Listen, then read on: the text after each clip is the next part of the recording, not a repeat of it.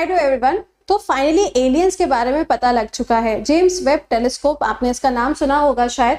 ये जो टेलीस्कोप है इसके द्वारा अभी हाल ही में एक नया प्लैनेट खोजा गया है जिसका नाम है K2-18b।